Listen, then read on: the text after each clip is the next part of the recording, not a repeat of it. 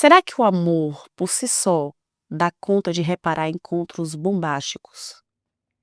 E quando a gente ama alguém, mas sente que não faz bem, que um não faz bem pro outro, o que faz? Aceita o chá de coragem?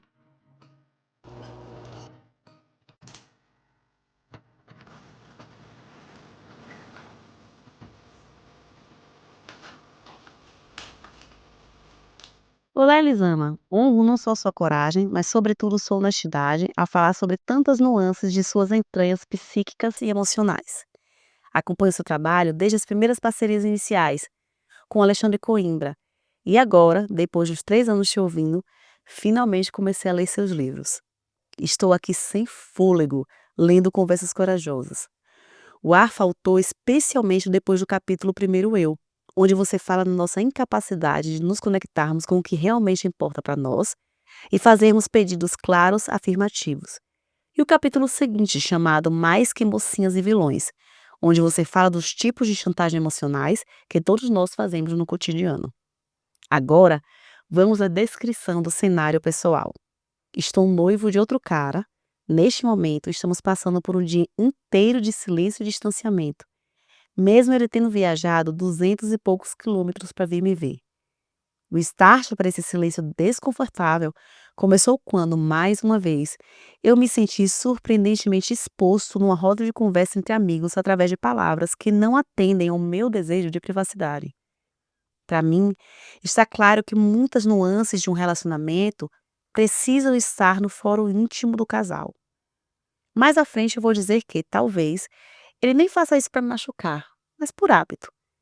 Nós temos apenas 1 ano de relacionamento, mas intensos e corajosos como somos, já tivemos longas conversas sobre a origem de nossos traumas e comportamentos autopreservativos e autodestrutivos.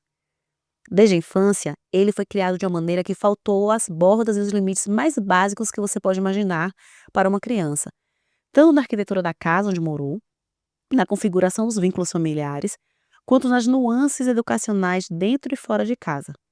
Ao mesmo tempo que viver sem bordas estruturou fortemente o jeito de ser, imagina quando isso se cruza com uma profissão que precisa de exposição nas redes para poder crescer e ascender profissionalmente através da imagem. Eu vejo tudo isso e, óbvio, que eu sei que para ele é muito difícil reconhecer bordas e limites. Ele também sabe estar se empenhando em reconhecer e promover as devidas mudanças no tempo dele e com a ajuda psicoterapêutica. Já eu fui no extremo oposto. Minha casa foi uma mistura de UTI com quartel-general. Tudo extremamente limpo, organizado, metódico e cheio de muitas regras, especialmente do que não fazer. Bordas e limites foram excessivos para mim. Ao mesmo tempo que me foi tirada a possibilidade de experimentação e reconhecimento da minha própria personalidade, desejos, gostos. Eu cresci temendo qualquer exposição, o mundo sempre foi um perigo. E eu, nas 2 primeiras décadas de vida, tive raras oportunidades de me conhecer. Só ia existindo e sendo o troféu que precisava ser para validar os moldes rígidos da minha educação e o sucesso do projeto educacional dos meus pais. Resultado, até hoje, é o menor ou remanescente sentimento de inadequação constante, cada vez menor depois de décadas de psicoterapia, e uma necessidade muito grande de privacidade. Estar sozinho é estar, finalmente, seguro e livre para me sentir. Acompanhado, não. O outro tem cheiro de risco e ameaça. Agora vamos ao que temos em comum. Tanto eu quanto ele não sabemos comunicar bem nossas necessidades e sentimos medo, raiva, medo, tristeza ou rejeição e abandono. Imagina como tem sido desastrosas as nossas tentativas de unir esses 2 mundos, tão antagônicos e ao mesmo tempo tão similarmente traumáticos.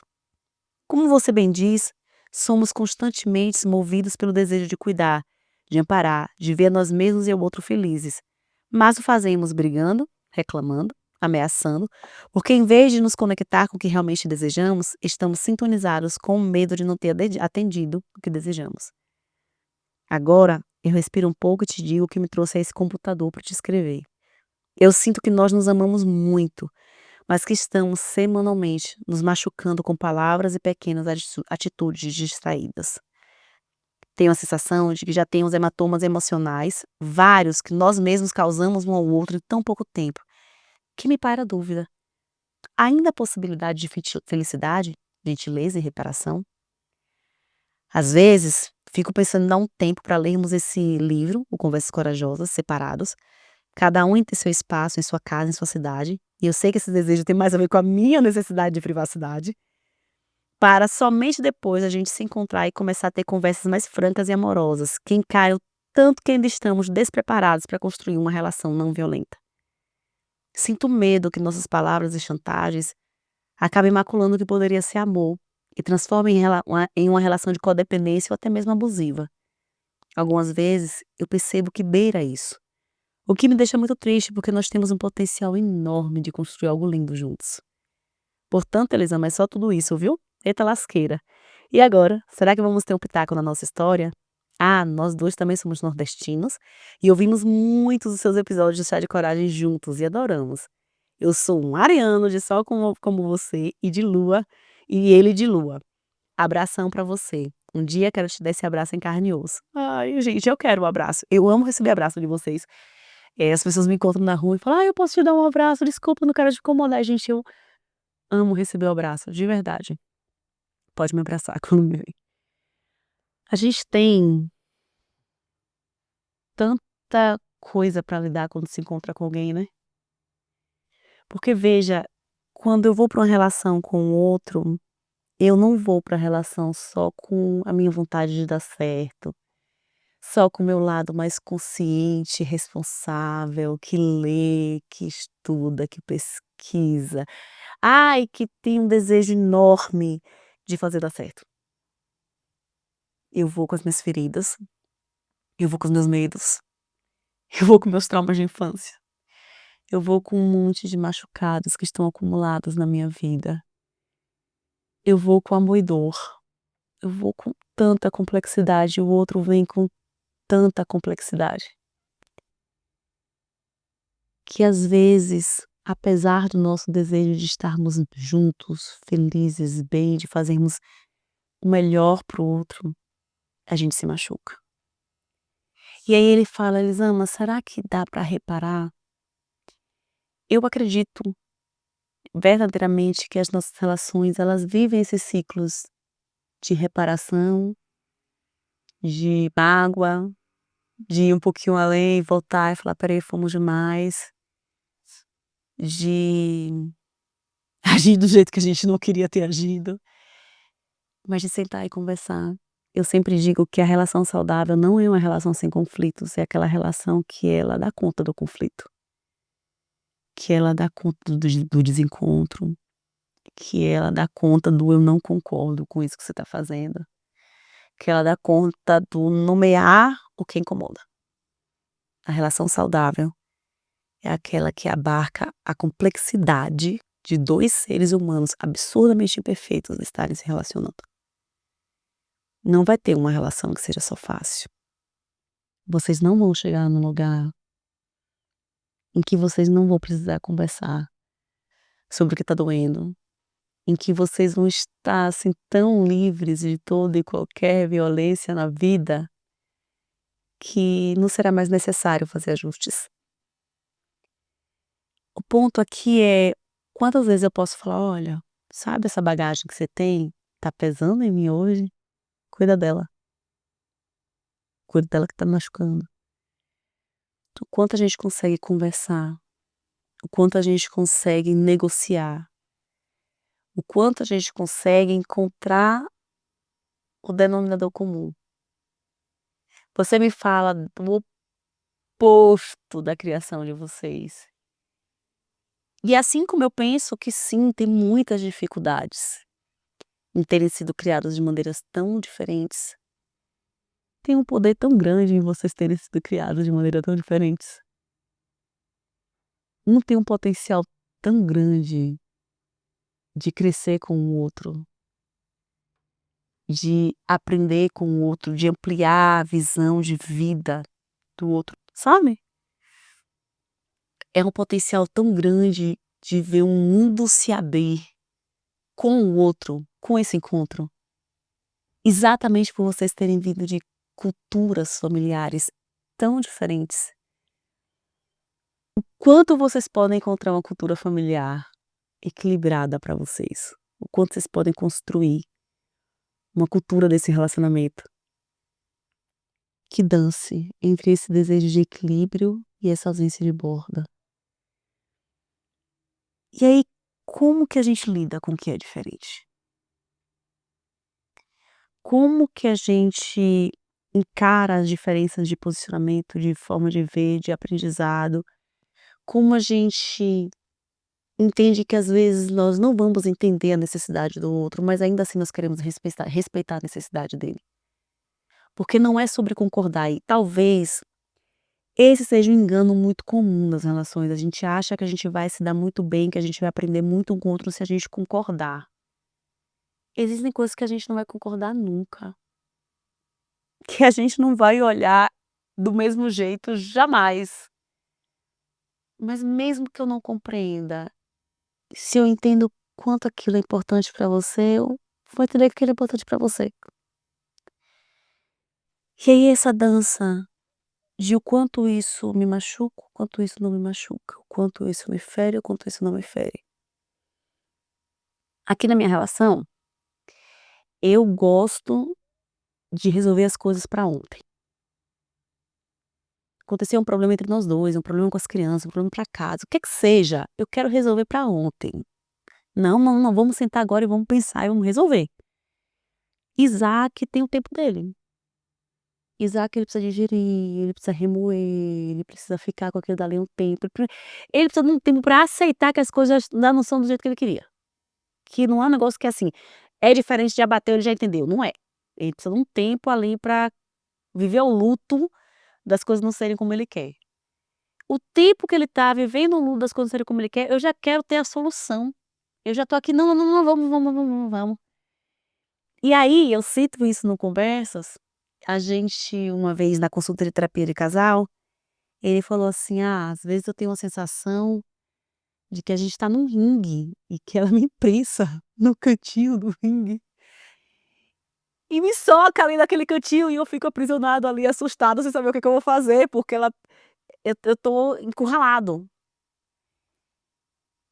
E o meu impulso inicial era falar: "Nada disso, eu sou muito empática". "Do que você tá falando? Eu sei escutar muito bem". Mas é verdade, eu sei ser um rolo compressor também. Eu sei ser empática e sei ser um rolo compressor. E não é uma analogia muito ruim, a de que na hora que eu quero decidir uma coisa, eu impresso ele no canto e eu quero essa decisão pra ontem.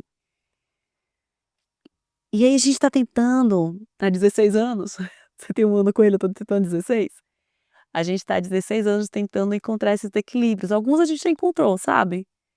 No "espera aí, não vai ser na minha rapidez, não vai ser no meu tempo que é o de ontem, né, já é ontem, mas também não dá pra ser depois de amanhã.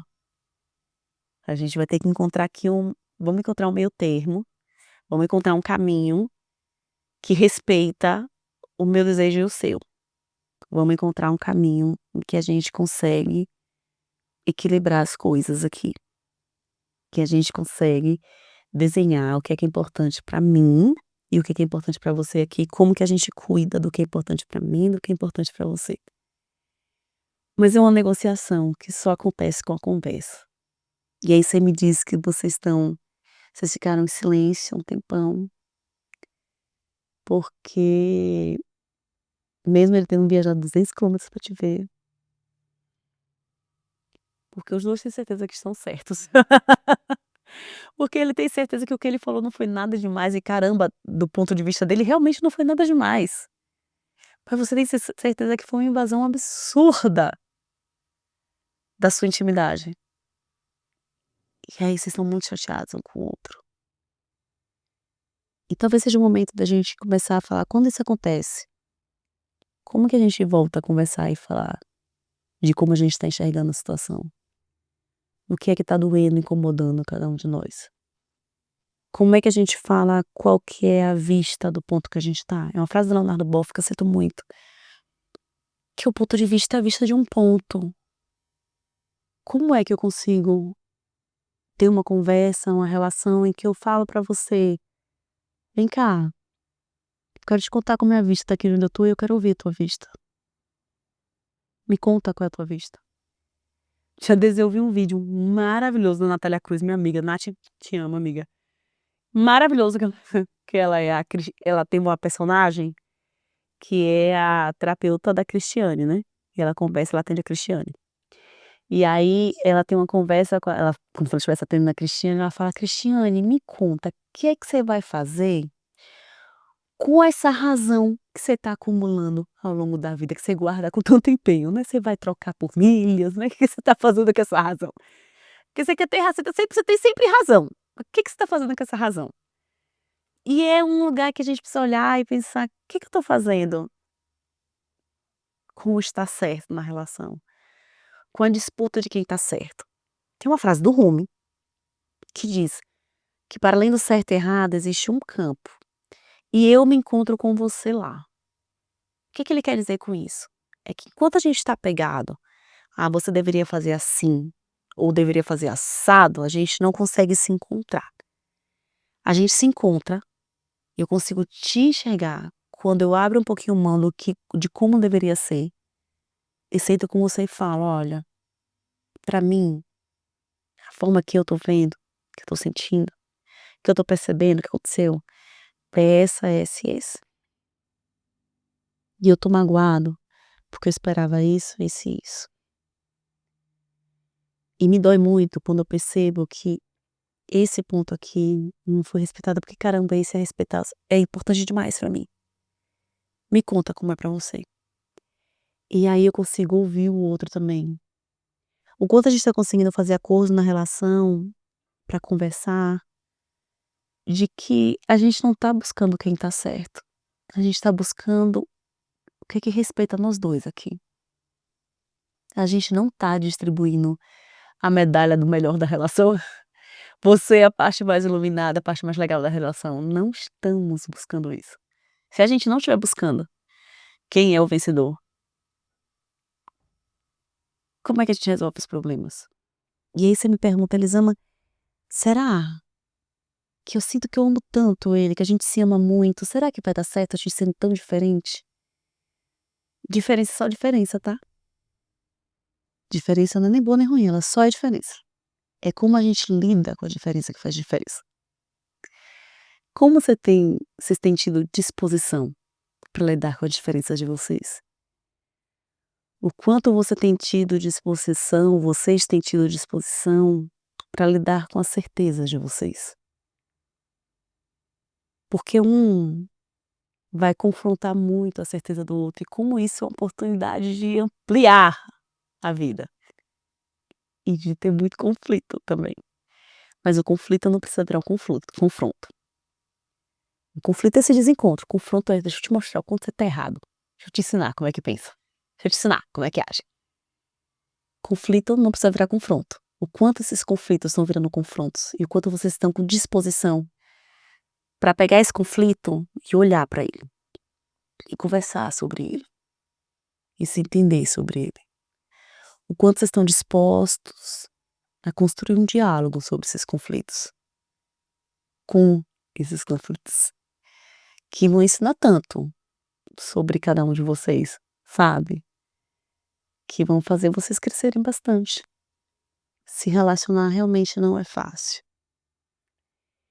E o amor sozinho ele não sustenta nenhuma relação. O amor é essa plantinha que a gente rega, que a gente cuida, que a gente nutre. Tem época que ela tá linda, que só olhar pra ela dá conta de tudo, e tem época que, caraca, ela pede muita atenção. E quando a gente tá disposto e disposta a dar essa atenção, quanto a gente tá disposto, disposta a nutrir essa atenção, é que faz toda a diferença no futuro dessa relação. Você me falou que vocês escutam os episódios juntos. Como é que estão os momentos para além das brigas? O problema não é o quanto a gente se desentende, é como que a gente tem lidado com os nossos desentendimentos. Como está o nosso vínculo para além do que a gente precisa corrigir?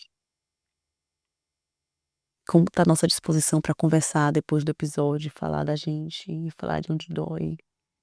E desenhar esse campo minado que a gente é. Porque nós somos esse campo minado. Como a gente desenha esse campo minado para o outro? Pra falar: "Ó, não pisa aqui não". Mas aí o outro precisa falar: "Olha, a gente vai precisar sobre esse assunto aqui, eu sei que esse é um assunto sensível pra você, e pra mim é importante mais que a gente converse sobre ele. Quando? Como?". A gente consegue desenhar regras e limites pra experimentar o dar certo? Ou a gente quer transformar o outro no que a gente quer que ele seja? Porque se pra relação dar certo eu tô olhando para o outro e pensando: "Você precisa agir assim", talvez realmente não dê certo. O que que a gente precisa fazer para as coisas darem certo? E é a gente, tá? Ninguém ama por 2, ninguém cuida por 2. O que que a gente precisa fazer para dar certo? Talvez mude as nossas perguntas e mudando as perguntas a gente encontra novas respostas. Enfim, eu torço que vocês conversem muito, que vocês consigam enxergar muito, que tá além do óbvio para cada um dos 2. E eu sigo dizendo, como é potente o encontro de pessoas tão diferentes pra gente crescer e amadurecer muito, tá? Se você, meu amor, gostou desse e-mail, você quer mandar pra alguém, pra você conversar, quer mandar pro teu marido, pro teu namorado, pra tua namorada, manda. Manda e fala: "Ó, precisamos conversar sobre a forma que a gente conversa, sobre as nossas bagagens emocionais. Vamos falar sobre conflito. Ai, meu Deus, vamos apimentar essa coisa toda desse nosso diálogo". Manda, tá bom? E se você quer o meu pitaco na sua história, escreve aí, tá certo? Um beijo e até o próximo episódio.